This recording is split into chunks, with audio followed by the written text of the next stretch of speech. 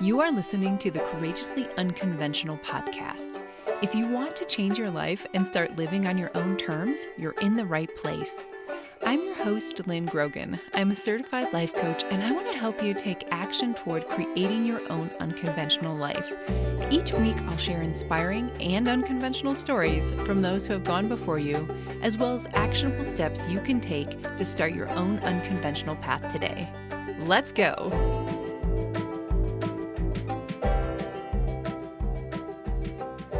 Hey, welcome back, my friends. So I was listening to a book over the weekend called Time Warrior by Steve Chandler. So Steve Chandler is this life and performance coach, and he's written something like, 30 books. So this book, Time Warrior, has been recommended to me by other coaches over the years, and it really focuses on transforming your mindset when it comes to time management. So I'll tell you up front, this book isn't a how-to guide with tools and techniques for time management. You won't leave with a clear action plan for managing your time or anything like that. But I do think that it's an inspiring and thought-provoking read, and it has a lot of great ideas in it. So what really struck me about this book was how Chandler challenges the conventional wisdom around time management, which I love. So instead of focusing on strategies and schedules, he talks about making the mindset shift to becoming a time warrior, someone who cuts through distractions and indecision with a sharp and focused mindset. And for me personally, this is what really stood out about the book. His approach is that your mindset about time matters way more than whatever calendar system you use or anything like that. He really focuses on the big picture, what matters to you, and how to stay present in time versus getting stuck in past resentments or in your future worries. And the concept that I want to dive into today is his take on decision making. He argues that making decisions quickly and confidently is essential for managing your time. And so many of us, myself included, can get so drunk on gathering information and hemming and hawing without taking decisive action, and we get drained and feel stuck in life when we do that. So I totally agree with him on this. To move forward, we have to make decisions. We have to say this way or that way. And when we're not making decisions, it makes sense that we can feel like we're spinning in circles and getting nowhere. Okay, so I'm not even just talking about big decisions, like should I leave my job or stay in this relationship, although it could be that. I'm also talking about smaller things that take up mental space, like whether or not to respond to that email now, later, or not at all, or should you have a birthday party? All of these lingering, unanswered questions and tasks weigh us down and keep us from living a fulfilling life. So as you listen today, think about a decision, big or small, that's been hanging over you. How would it feel if you were to finally make a choice and move forward? How would that feel? So it's kind of funny. This is the part in the podcast where I would usually give you some tips or steps for what to do next to tackle those decisions. And I actually started to create a how-to guide for you to follow based on some of the things that Steve Chandler mentioned in his book. 7 steps to make decision the Time Warrior way or something like that. But as I was working through those steps myself, I stumbled on something that was way more interesting. So I thought I'd share that instead. And, who knows, there's probably some how-tos along the way that you could follow as well. So when I started to think about this for myself, I began by making a list of all the things in my life that I haven't made a decision about. I don't remember if Chandler explicitly suggests this in the book, but it really just seemed like a logical next step to figure out what's taking up mental space that could be cleared out if I just made some simple decisions. So I set a timer for 3 minutes. He does mention setting a small amount of time, 3 minutes, when you find yourself procrastinating and you just want to get moving along. And I started writing. So what I found didn't really surprise me. So in my mind, there were a lot of appointments I need to make, but they require calling around and finding the best person. And there were some projects that we've been debating doing, but we haven't pulled the trigger on yet. So then I thought, okay, well, let's just take something from this list to tackle. I wanted to see what it feels like to take something that's been weighing me down and make some traction on it so I could talk about it with all of you. So when I scanned the list, the more tasky type things seemed easy to do. I could easily set another 3-minute timer and ask the question Chandler recommends, which is, what is my next action? No problem. Seeing these tasks written out, I'm like, yeah, I just need to carve out some more time to knock these out. But for the bigger decisions, especially those involving a significant investment of money and where it's a joint decision with my husband, I notice a lot of resistance. I was telling myself, 3 minutes for this? No way. I'm going to need a huge chunk of time to think this through. And we have to wait until we're both in the right headspace to discuss this, so this can wait. Notice how thinking this way postpones action. Notice how this project also stays amongst my mental clutter. That's interesting, right? This is something I see come up all the time with my clients. When we think something will take a long time or a lot of mental effort or both, we put it off until a quote-unquote better time, which rarely ever comes. So because I noticed some resistance earlier when thinking about moving forward with some of these projects, I decided to focus on one of those for the sake of this exercise. So here we go. My husband and I have been debating about whether or not to upgrade our solar system on the RV. Now, I know this may not be super relatable to everyone listening, so for you, just think about maybe a big project you've been debating for a while. Maybe it's a house project or something else on your mind. So these solar panels. So right now we have these solar panels that we set out on the ground. They involve lots of cords and time to set up, and we constantly have to move them throughout the day so that they're following the sun. Honestly, it is a real pain in the butt, but it works kind of. So my husband has proposed upgrading our system and having panels on the roof so that everything is just good to go. No setup required. We pull into a spot and we're done.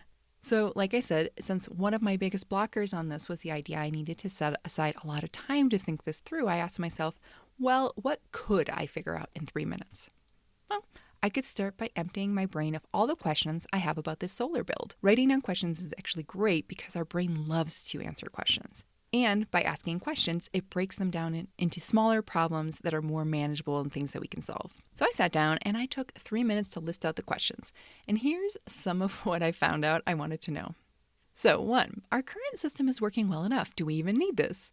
2, how much is this going to cost?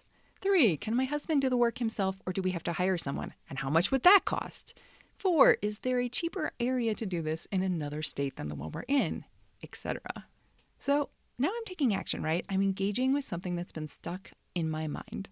And after I looked at these questions on paper, my coach brain kicked in for the next action step by asking with lots of curiosity, okay, Lynn, why were these the first questions that came to mind? And when I took a step back and I really think about it, I can see in part I'm operating from something I was told all throughout my childhood. And it's the phrase, if it ain't broke, don't fix it. I don't know if that phrase sounds familiar to you at all, but it's something I heard over and over again throughout my childhood, and we really lived that way. If something worked well enough, even if it wasn't efficient, or if technology had a better option for us, we stayed with what we had. So I'll give you a fun example. So my parents bought a TV, one of those chunky, big console TVs, when I was in the 8th or 9th grade. And only recently, in the past 5 years, have they replaced it for a new one.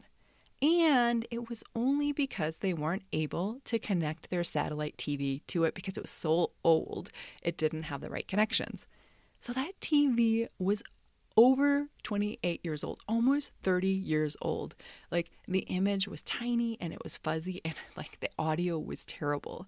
But hey, it still worked, even if it might be damaging their vision and hearing to use it. But they did that with most things. A lot of ways, that phrase, if it ain't broke, don't fix it, served us. We lived within or below our means.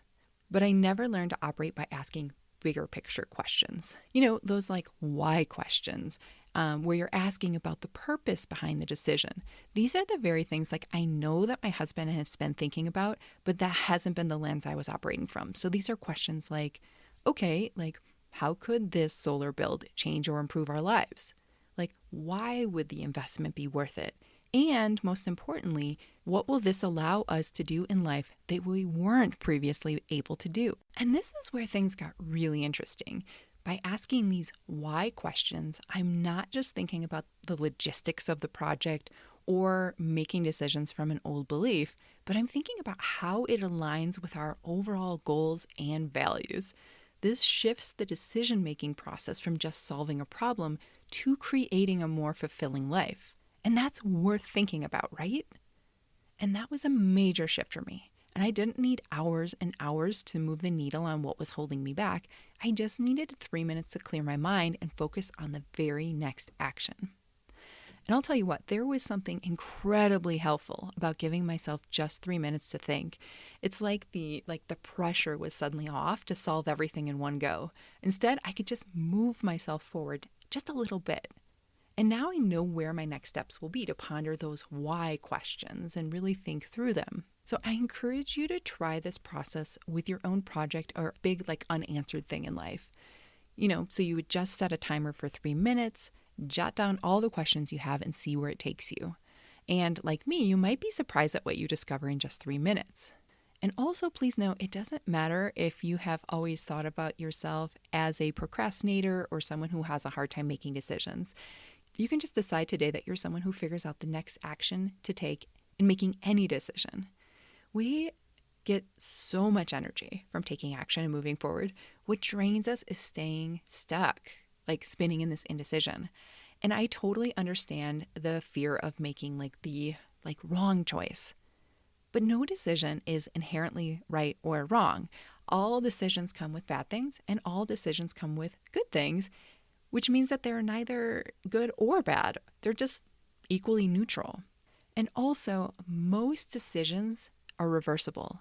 And taking action, even if you change your mind later and do something else, is better than being paralyzed by indecision. So try this out for yourself and see what you find. Like me, like I said, you might be surprised. All right, my friend, that is what I have for you today. And in case you couldn't tell, coaching is one of my passions. I love meeting with my clients and helping them figure out what's holding them back, helping them make shifts in their thinking and really moving forward, just like the example I shared today. So if you're curious about coaching and you want to experience it for yourself, you can sign up for a free one-on-one private coaching session with me at lynngrogan.com or by clicking the link in the show notes. Like I said, your first session is totally free and you can see what it's like for yourself. All right, my friend, thank you for listening. If you enjoyed this episode, please share it with a friend who might find it helpful. Until next time.